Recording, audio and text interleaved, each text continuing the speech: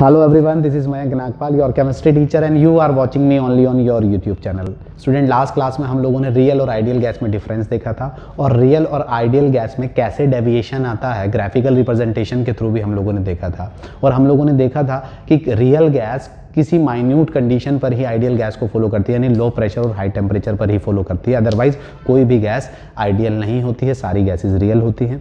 और जब हमने ग्राफिकल रिप्रेजेंटेशन देखा था तो वहाँ एक कंप्रेसिबिलिटी फैक्टर Z देखा था, जो Z डिसाइड करता है कि पॉजिटिव डेविएशन करेगी गैस या नेगेटिव डेविएशन करेगी गैस या फिर गैस आइडियल बिहेवियर दिखाएगी। तो हमने देखा था Z अगर 1 है तो ideal behaviour, Z greater than 1 है तो भी तो पॉजिटिव डेविएशन और Z लेसर देन 1 है तो नेगेटिव डेविएशन। आज हम उससे आगे बात करेंगे कंप्रेसिबिलिटी फैक्टर की और अब हम डिस्कस करेंगे ग्राफ को कंप्रेसिबिलिटी फैक्टर और प्रेशर के टर्म में कैसे एक्सप्लेन करेंगे जो आपके एनसीईआरटी में है। तो चलिए हम ग्राफ अभी किसके बीच में बना रहे हैं, तो हम ग्राफिकल रिप्रेजेंटेशन कर रहे हैं, graph between compressibility factor Z versus pressure. अगर हम graph between compressibility factor Z versus pressure के बीच में बना रहे हैं तो हमारे पास ग्राफिकल रिप्रेजेंटेशन कुछ ये होगा स्टूडेंट।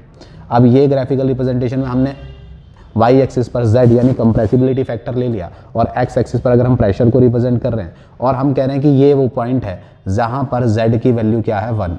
जब Z की वैल्यू 1 है तो अभी हमने लास्ट क्लास में डिस्कस किया था कि वो गैस कैसा बिहेवियर करेगी, तो वो गैस आइडियल गैस की तरह बिहेवियर करेगी। और अगर आइडियल गैस की तरह बिहेवियर करेगी तो जब ये ग्राफिकल रिप्रेजेंटेशन देखा गया डिफरेंट गैसेस के लिए तो ये ग्राफ का रिप्रेजेंटेशन भी डिफरेंट आया। फॉर एग्जांपल जब हाइड्रोजन गैस के लिए ये ग्राफ देखा गया तो हाइड्रोजन और हीलियम गैस के लिए, हाइड्रोजन गैस के लिए देखा गया तो ये ग्राफ कुछ इस तरीके से गया। वहीं हीलियम गैस के लिए ग्राफ देखा गया तो ये हीलियम गैस के लिए भी कुछ इसी तरीके से गया। तो जब ये ग्राफ ऐसे गए तो हमने देखा कि हाइड्रोजन गैस और हीलियम गैस यहाँ से स्टार्ट हुई और ऊपर यानी Z से ऊपर 1 से वैल्यू ऊपर है, यानी Z इनकी वैल्यू Z से ग्रेटर देन 1 है। और अगर इनकी वैल्यू Z से ग्रेटर देन 1 है तो ये गैस कैसे क्या करती हैं, ये गैसेस पॉजिटिव डेविएशन शो करती हैं और पॉजिटिव डेविएशन शो करती हैं। और हमने एक कंक्लूजन और देखा कि ये तो यहाँ पर आ ही नहीं रही हैं, और अगर ये नहीं आ रही हैं तो एक कंक्लूजन और निकला कि हाइड्रोजन और हीलियम यानी जो हल्की गैसेस होती हैं वो क्या करती हैं, वो कभी भी आइडियल बिहेवियर शो नहीं करती हैं। तो हम कह सकते हैं they never shows ideal behaviour. ये गैस कभी भी आइडियल बिहेवियर शो नहीं करती हैं कभी भी किसी भी कंडीशन पे। हमने अभी लास्ट क्लास में पढ़ा था कि कोई रियल गैस लो प्रेशर और हाई टेम्परेचर पर कर सकती है, लेकिन ये इतनी हल्की हैं कि ये आइडियल बिहेवियर शो नहीं करती हैं। ये ग्राफ से हमें यहाँ पता लगा। और ये कैसा डेविएशन दिखाती हैं, पॉजिटिव डेविएशन। और लास्ट में अगर स्टूडेंट अगर आपने पॉजिटिव डेविएशन के बारे में, कंप्रेसिबिलिटी फैक्टर के बारे में लास्ट क्लास नहीं देखी तो प्लीज़ आप पहले वो देख लीजिए, अदरवाइज ये वाली क्लास थोड़ी कम समझ में आएगी। चलिए आगे बात करते हैं। तो जब हमने N2 गैस के लिए यही ग्राफिकल रिप्रेजेंटेशन देखा तो N2 गैस का ग्राफिकल रिप्रेजेंटेशन कुछ ये था।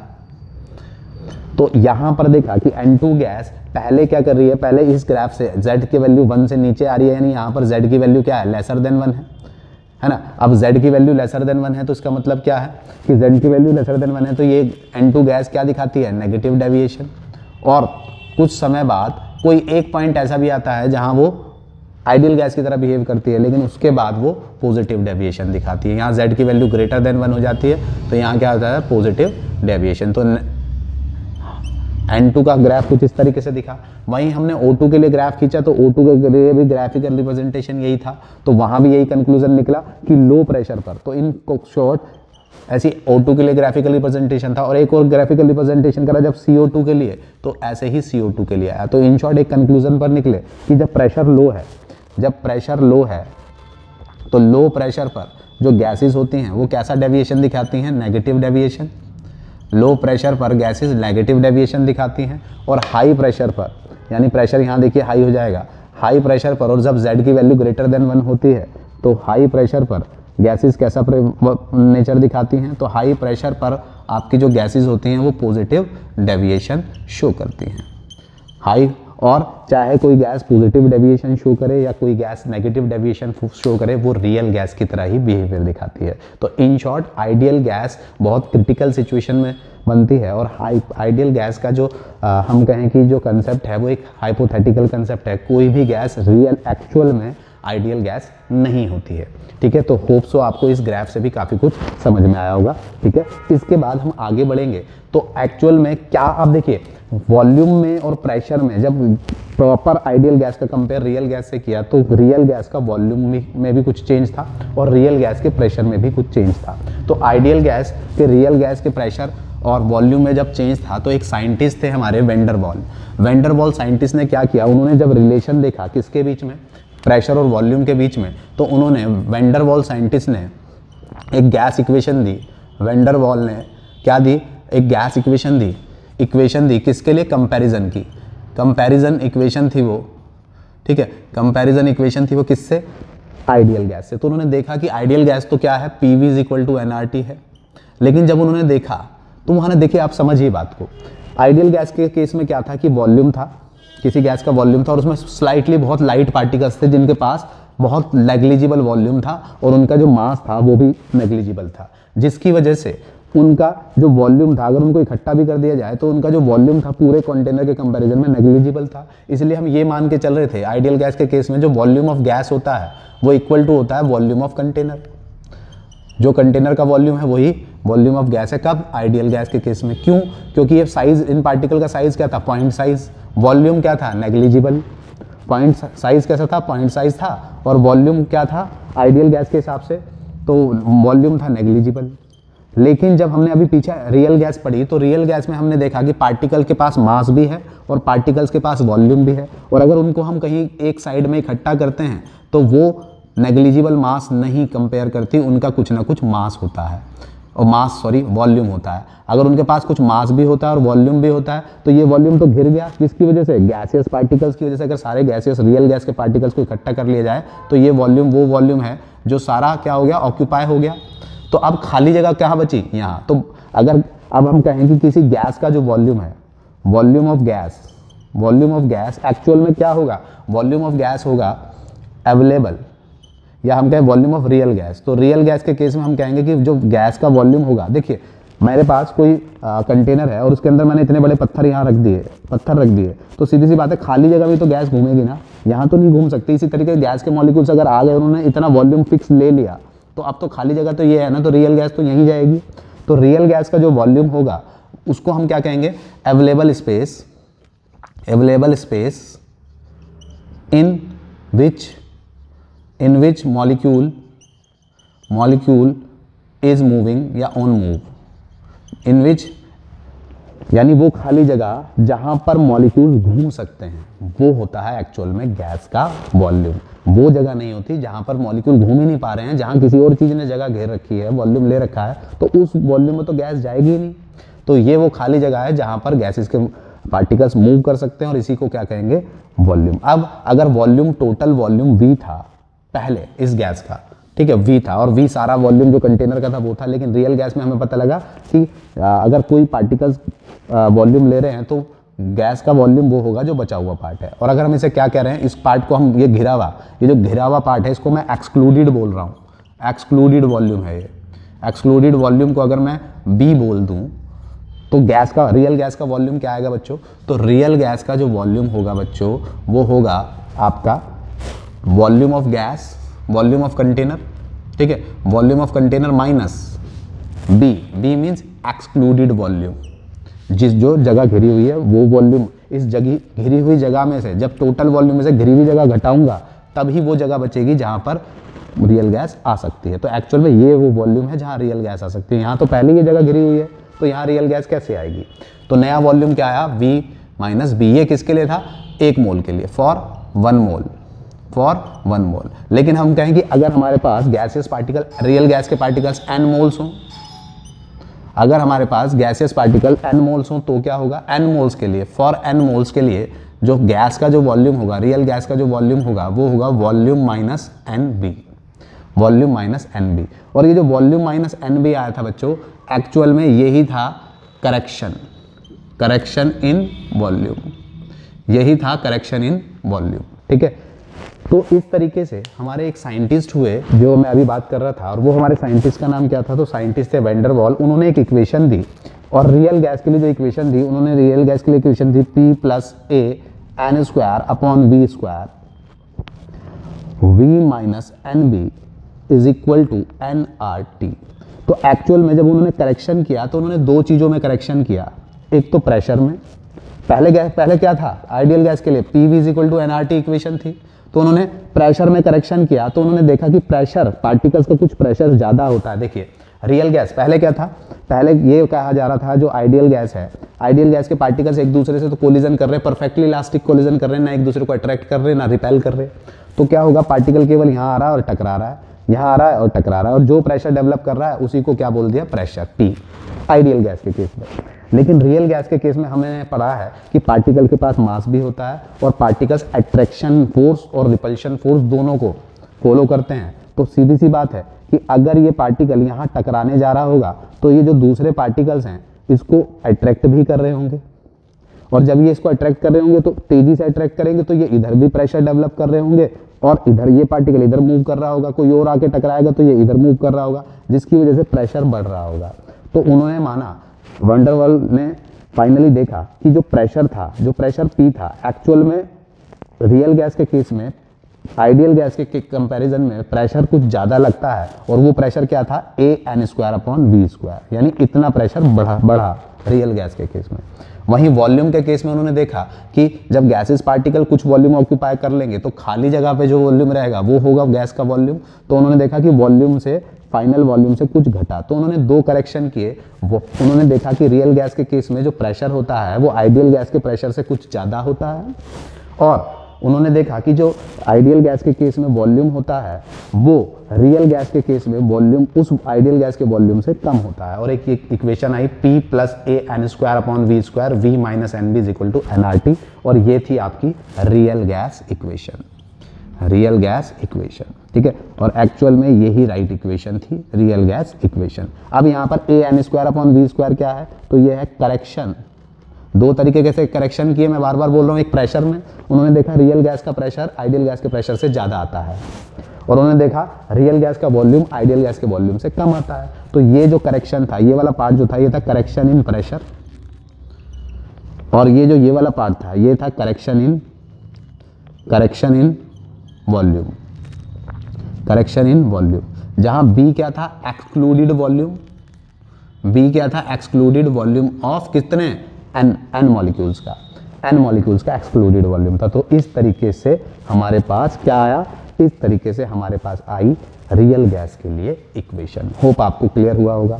अब जब रियल गैस के लिए इक्वेशन आ गई तो यहाँ से पूछा जाता है कि भाई ये A और B क्या है। तो A और B एक्चुअल में हम कहते हैं A and B are van der Waal constant, A and B are van der Waals constant. A और B यहाँ पर क्या होते हैं, वैंडर वाल कांस्टेंट होते हैं।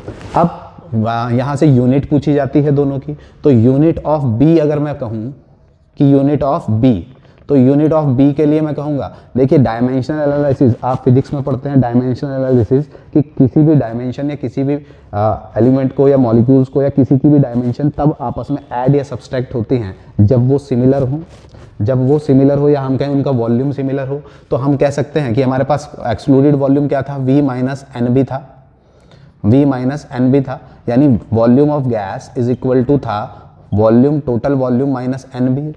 तो ये सब्सट्रैक्ट यानी डायमेंशनल एनालिसिस ये बताता है कि दो क्वांटिटी तभी सब्सट्रैक्ट या ऐड हो सकती हैं जब उनका वॉल्यूम सेम हो, यानी उनकी वॉल्यूम की यूनिट सेम और उनका वॉल्यूम सेम हो। जब यूनिट सेम होती है तभी तो ऐड होते हैं। तो अगर ये दोनों सेम थे तो हम कह सकते हैं कि NB = V, और NB = V होगा तो B = N, और V क्या होता है, वॉल्यूम, तो वॉल्यूम को हम लेते हैं लीटर में, और N क्या होता है तो मोल्स, तो यूनिट क्या बन गई, B की यूनिट बन गई आपके पास लीटर पर मोल, लीटर पर मोल। तो एक क्वेश्चन तो आपका यहाँ आ गया। अब लीटर पर मोल के बाद दूसरा पार्ट यहाँ से क्या पूछा जाता है, तो सेकंड पार्ट आपसे पूछा जाता है कि भाई ये बताइए कि B है क्या, तो B है एक्सक्लूडेड वॉल्यूम। तो significance of B, significance of B, ठीक है, सिग्निफिकेंस ऑफ B। तो सिग्निफिकेंस ऑफ B क्या है, तो B यहाँ पर होता है एक्सक्लूडेड वॉल्यूम, जो वो वॉल्यूम जो टोटल वॉल्यूम में से घटता है, एक्सक्लूडेड वॉल्यूम होता है। तो अगर ये एक्सक्लूडेड वॉल्यूम एक्चुअल में जो B है ये किस बात पर डिपेंड करता है, ये साइज ऑफ द एटम पर डिपेंड करता है, साइज ऑफ द एटम पर डिपेंड करता है कि अगर एटम के पार्ट यानी गैस के पार्टिकल्स और जो मॉलिक्यूल्स हैं उनका साइज ज़्यादा होगा तो एक्सक्लूडेड वॉल्यूम भी ज़्यादा होगा, और एक्सक्लूडेड वॉल्यूम ज़्यादा होगा तो टोटल वॉल्यूम कम आएगा। ठीक है। तो ये है इसका सिग्निफिकेंस कि ये किस बात पर डिपेंड करता है, साइज ऑफ द एटम पर डिपेंड करता है, और अगर ये ज़्यादा होगा तो फाइनल गैस का वॉल्यूम जो होगा वो कम आएगा। This is the significance of B. आप इसको एक बार देखिए, फिर सिग्निफिकेंस ऑफ ए और यूनिट ऑफ ए को भी डिस्कस करते हैं। देख लीजिए आप इसको। तो देख लिया होगा आपने किस तरीके से हमारा बी की यूनिट और बी का सिग्निफिकेंस आता है। इसी तरीके से हम ए की यूनिट और ए के लिए सिग्निफिकेंस को डिस्कस करेंगे। तो चलिए करते हैं स्टार्ट। अगर हम इनको अब दोनों के लिए, अगर मैं इस इक्वेशन को तो रब नहीं कर रहा हूँ, लेकिन हम आगे, अभी मैंने वॉल्यूम के बारे में बात बताई, अब जरा प्रेशर की बात करते हैं। थोड़ा प्रेशर को समझते हैं कि प्रेशर का फिनोमिना क्या आया कि रियल गैस में प्रेशर बढ़ गया और रियल गैस के लिए वॉल्यूम घटा था, वो तो समझ में आ गया। प्रेशर कैसे बढ़ा, तो देखिए प्रेशर कैसे बढ़ा कि अगर हम कहें कि रियल गैस है तो पार्टिकल्स के पास क्या है, अट्रैक्शन फोर्स भी है, रिपल्शन फोर्स भी है। तो हम कह रहे हैं कि कोई मॉलिक्यूल है जो कंटेनर की वॉल पर टकरा रहा है। जब ये कंटेनर की वॉल पर टकरा रहा है तो यहाँ पर जो प्रेशर डेवलप हो रहा है वो क्या है, P external pressure. External pressure लग रहा है, एक्सटर्नल प्रेशर है। लेकिन हमें पता है कि इसमें दूसरे मॉलिक्यूल्स भी हैं जिनके बीच में अट्रैक्शन है, तो ये इसके बीच में अट्रैक्शन दिखा रहे होंगे, और अट्रैक्शन की वजह से आपस में अट्रैक्ट करने की वजह से ये आपस में टकरा रहे होंगे, एक दूसरे को खींच रहे होंगे। तो यहाँ भी एक प्रेशर काम कर रहा है जिसको हम कह सकते हैं पी इंटरनल।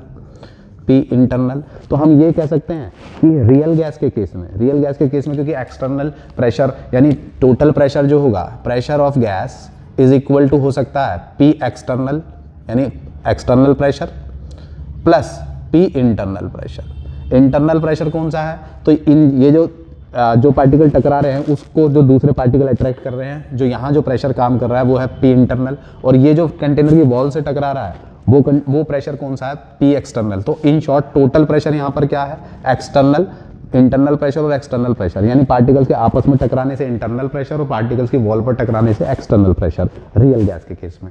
अब अगर पी इंटरनल और पी एक्सटर्नल की बात करूं और सपोज करते हैं कि ये ए टाइप के मॉलिक्यूल है और ये बी टाइप के मॉलिक्यूल है, तो ए टाइप के मॉलिक्यूल्स भी आपस में, देखिए ए टाइप के मॉलिक्यूल्स भी आपस में अट्रैक्शन भी कर रहे होंगे। हम कहें अट्रैक्शन भी की वजह से भी फोर्स लगा रहे होंगे, इंटरनल फोर्स भी लगा रहे होंगे, एक्सटर्नल फोर्स भी लगा रहे होंगे। तो हम अगर बात करें तो हम कहें concentration of A type molecules, अगर हम कहें कि ये ए तरीके के मॉलिक्यूल्स हैं तो कितने होंगे, तो हमें तो पता नहीं, हम कहते हैं एन मॉलिक्यूल्स हैं। तो एन मॉलिक्यूल्स हैं और कॉन्सेंट्रेशन कैसे निकाली जाती है, n upon V, moles over volume. मैं कहूँ concentration of B type of molecule is equal to, वो किसका होगा, टोटल मोल्स गैसेस के अपॉन वॉल्यूम, तो ये भी यही होगा। अब अगर ये होगा तो ये एक्चुअल में हो क्या रहा है, ए और बी टाइप के मॉलिक्यूल आपस में क्या कर रहे हैं, इंटरेक्शन कर रहे हैं, अट्रैक्शन फोर्स लग रहा है जिसकी वजह से यहाँ प्रेशर डेवलप हो रहा है, हम उसको बात कर रहे हैं। तो ये जो प्रेशर है वो कौन सा है, पी इंटरनल प्रेशर है। तो मैं पी इंटरनल प्रेशर को निकालने के लिए मैं कह सकता हूँ कि पी इंटरनल, ये वाला प्रेशर, एक्सटर्नल तो यहाँ लग रहा है, मैं तो इनकी बात कर रहा हूँ, तो पी इंटरनल प्रेशर जो होगा वो क्या होगा, डायरेक्टली प्रोपोर्शनल होगा कॉन्सेंट्रेशन ऑफ ए और कॉन्सेंट्रेशन ऑफ बी, क्योंकि ए के पार्टिकल आपस में भी एक दूसरे को अट्रैक्ट कर रहे होंगे और ए के बी को भी अट्रैक्ट कर रहे होंगे और बी के ए को भी अट्रैक्ट कर रहे होंगे। तो पी इंटरनल किसकी वजह से लग रहा है, कॉन्सेंट्रेशन ऑफ ए के पार्टिकल्स और कॉन्सेंट्रेशन ऑफ बी के पार्टिकल्स। अब अगर ऐसा हो रहा है तो पी इंटरनल यानी इंटरनल प्रेशर जो होगा वो क्या होगा, कॉन्सेंट्रेशन ए की कितनी आई है, एन अपॉन वी, बी की कितनी आई है, एन अपॉन वी, तो क्या हो जाएगा ये n square upon we square. तो p internal pressure is equal to हो गया, डायरेक्टली प्रोपोर्शनल हो गया n square upon we square. और पी इंटरनल प्रेशर की अगर मैं बात कर रहा हूँ तो प्रोपोर्शनलिटी के साइन को हटाने के लिए कांस्टेंट लाएंगे, क्योंकि वॉन डेर वाल काम करे तो van der Waal constant b आया और ये हो गया a n square upon we square. तो पी इंटरनल की जगह अगर ये वाला डाटा मैं यहाँ पुट करूँ तो जरा देखिए क्या होगा। अगर ये वाला डाटा मैं यहाँ पुट करता हूँ तो हमारे पास प्रेशर ऑफ द गैस क्या होगा, total pressure of the gas is equal to होगा पी एक्सटर्नल यानी प्रेशर, एक्सटर्नल प्रेशर जो फाइनल काम कर रहा है, और पार्टिकल के अट्रैक्शन की वजह से इंटरनल प्रेशर क्या है, P plus a n square upon we square. तो ये क्या है, ये गैसियस मॉलिक्यूल्स के बीच में टोटल प्रेशर है। तो टोटल प्रेशर क्या है, P एक्सटर्नल प्रेशर प्लस और इंटरनल प्रेशर। अब यही तो थी इक्वेशन, ये तो ये क्या है, ये करेक्शन आया। पहले PV इक्वल टू एनआरटी के केस में केवल प्रेशर कितना था, ये वाला प्रेशर P था, लेकिन हमने जब प्रैक्टिकली देखा कि पार्टिकल्स में अट्रैक्शन भी है तो ये प्रेशर और ऐड हो गया और ये हो गया P plus a n square upon we square. तो होप सो मैंने आपको ये समझाने की कोशिश करी। अगर आपको नहीं भी समझ में आया तो आपको ये याद रखना है, ये है रियल गैस की इक्वेशन और यहाँ A और B वंडर वाल गैस कॉन्स्टेंट है, ठीक है, B एक्सक्लूडेड वॉल्यूम है और बी वॉल्यूम है, पी प्रेशर है, और तो आपको सारी बातें पता है, और आपको ए और बी की यूनिट और सिग्निफिकेंस जो आपके आते हैं वो आपको पता होने चाहिए। होप आपको वैसे ये भी क्लियर हुआ होगा। ठीक है, अब मैं इससे आगे की बात करता हूँ। तो आगे के लिए मैं कह रहा हूँ कि हम बात करेंगे यूनिट की और सिग्निफिकेंस की। तो अगर मैं यूनिट की बात कर रहा हूँ, क्या, यूनिट ऑफ ए, तो यूनिट ऑफ ए, फिर डायमेंशनल एनालिसिस यही कहता है कि दो क्वांटिटी तभी ऐड हो सकती हैं जब उनका प्रेशर या वॉल्यूम सिमिलर हो। तो अगर इनका प्रेशर सिमिलर है तो P plus a n square upon we square की अगर हम बात करें तो हम कह सकते हैं कि ये तभी ऐड हो रही होंगी जब ये इनका डाटा ऑलमोस्ट सिमिलर हो। तो P ए एन स्क्वायर फिजिक्स के हिसाब से दो क्वांटिटी तभी ऐड या सब्सट्रैक्ट होती है जब उनका वॉल्यूम और प्रेशर सिमिलर हो। तो सिमिलर है तो इक्वल रख सकते हैं। अब अगर हम इक्वल रख सकते हैं तो ए को छोड़ें, a is equal to p v square upon n square हो जाएगा। अब ए के लिए, अगर मैं ए के लिए एक बात करूं तो क्या होगा, P फॉर प्रेशर, प्रेशर को हम लेते हैं एटीएम में, V वॉल्यूम, वॉल्यूम को लेते हैं हम लीटर में, लीटर का स्क्वायर हो जाएगा, और N मोल्स, तो यूनिट क्या बन गई, मोल का स्क्वायर, तो यूनिट बन गई ATM litre square upon mole square. तो ए की यूनिट बन गई ये, तो ए की यूनिट ये है जो कि वैन डर वाल कांस्टेंट ए है। अब बारी आती है सिग्निफिकेंस ऑफ ए। तो सिग्निफिकेंस ऑफ ए की जब बात करेंगे बच्चों, तो सिग्निफिकेंस ऑफ ए, तो सिग्निफिकेंस ऑफ ए कहता है ये जो ए होता है, वैन डर वाल कांस्टेंट जो होता है वो डायरेक्टली प्रोपोर्शनल होता है force of attraction, force of attraction among molecules, force of attraction among molecules, यानी मॉलिक्यूल्स के बीच में जितना ज़्यादा फोर्स ऑफ अट्रैक्शन होगा उतना ज़्यादा ए होगा, और जितना ज़्यादा ए होगा उतना ज़्यादा प्रेशर होगा। तो ये है सिग्निफिकेंस ऑफ ए, यानी ए ये बताता है कि पार्टिकल्स के बीच में कितना फोर्स ऑफ अट्रैक्शन है। अगर ए की वैल्यू जितनी ज़्यादा होगी टोटल प्रेशर उतना ज़्यादा होता जाएगा, ए की वैल्यू जितनी कम होगी टोटल प्रेशर गैसेस पार्टिकल्स के बीच में उतना कम होता जाएगा, और पार्टिकल्स अगर प्रेशर ज़्यादा है तो पार्टिकल्स के बीच में अट्रैक्शन होता जाएगा। तो ये बताता है सिग्निफिकेंस ऑफ ए। तो इस तरीके से हमने रियल गैस और आइडियल गैस को कंप्लीट कर लिया। आपको समझ आया होगा कि एक्चुअल में जो आइडियल गैस है वो एक हाइपोथेटिकल गैस है, और रियल गैस के केस में जो आइडियल गैस में हमने प्रेशर लिया था वो प्रेशर कंसीडर नहीं होता है, उससे ज़्यादा रियल गैसेस के लिए प्रेशर आइडियल गैस के प्रेशर से ज़्यादा आता है, जो कि ये करेक्शन हुआ।